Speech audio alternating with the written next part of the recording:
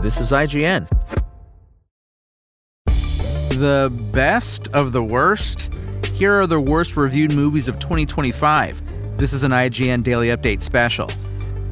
I don't know if you've heard about this, but some good movies came out this year.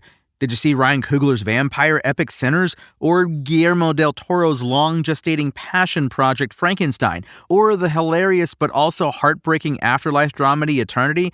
You probably should have if you haven't, but that's not why we're here. We're here to talk about the other side of the coin. The 2025 movies that didn't just fail to make the grade, but made falling on their faces an art form unto itself. For this list, we're name-checking movies that received a 2 or a 3 on IGN's review scale. Nothing got a 1 this year, praise be, and although we did see a few 4s like The Electric State, Deep Cover, and Eddington, we decided to really scrape the bottom of the barrel.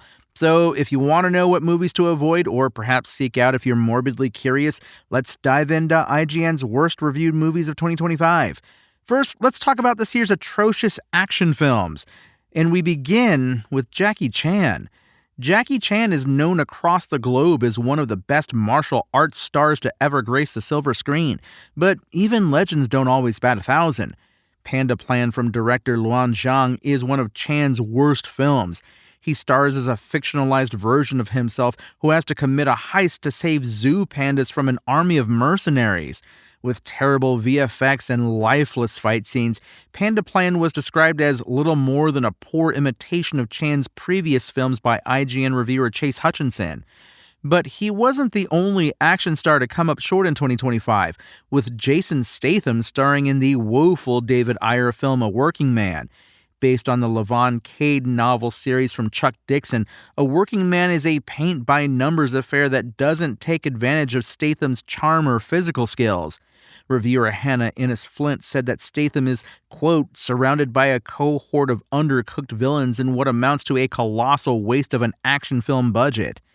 Viola Davis also got in on the action with G20, an Amazon Prime original from director Patricia Riggan. Starring Davis as United States President Danielle Sutton, G20 is a terrorists versus prez vehicle in the vein of Air Force One that unfortunately falls into many of the typical made-for-streaming movie traps. Reviewer Jesse Hassinger said that G20 was lacking in exciting or well-staged action, instead featuring thriller cliches and unconvincing political details. In the same vein as Shadow Force, a bare-bones Joe Carnahan actioner starring Kerry Washington and Omar Sy that somehow received a theatrical release, this one is hard to describe because the plot and characters are so thinly sketched that they might as well be composed on table napkins. Reviewer Devin Suber called Shadow Force a movie as vague as its title, adding that it doesn't give you any real reason to care about anyone or anything that happens on screen. Ugh, ouch. Well, up next, 2025's horrendous horror streak. COVID-19 themed movies haven't generally been widely loved, and Don't Log Off didn't change that trend. A Screen Life movie in the same style as Searching, Don't Log Off stars Ariel Winter in a story about a group of friends trying to figure out what happened to one of them that disappears from a video call. Reviewer Stephen Yuen Scaife found it repetitive and tiring, writing that both the COVID-era setting and computer screen presentation of Don't Log Off show flickers of promise, but this horror film has no clever ideas for using either one. Another gimmicky horror film came from social media celebrity Chris Collins and Selena Myers. House on Eden is a supernatural found footage movie that's yet another uninspired knockoff of the Blair Witch Project. Reviewer Matt Donato was profoundly unimpressed, saying the film is hapless and nonsensical in its structure and is built from blocks stolen from better and more accomplished movies.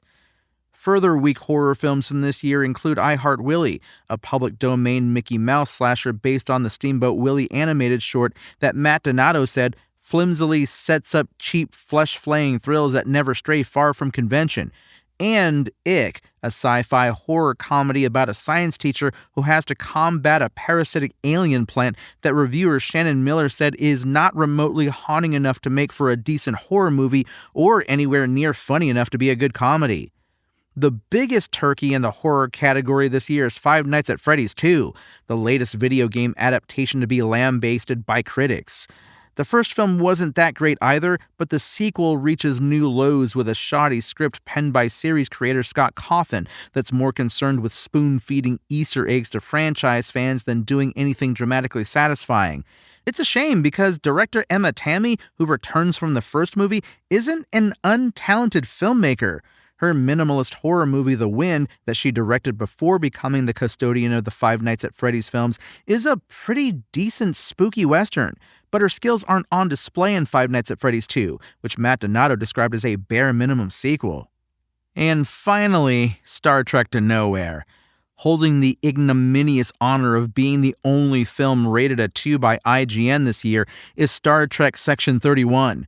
Originally developed as a spin-off series from Star Trek Discovery for Michelle Yeoh's character Philippa Georgiou, Section 31 was reworked into a movie after production issues caused by the COVID-19 pandemic.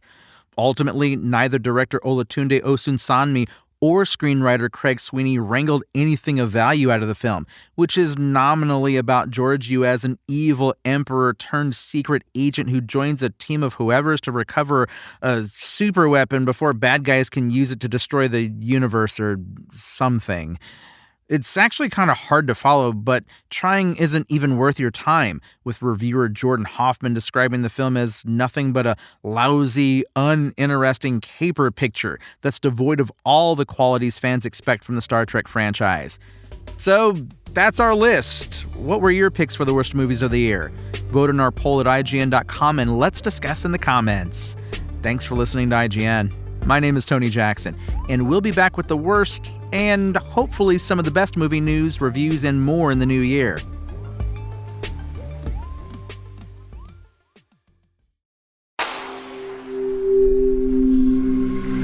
SpokenLayer.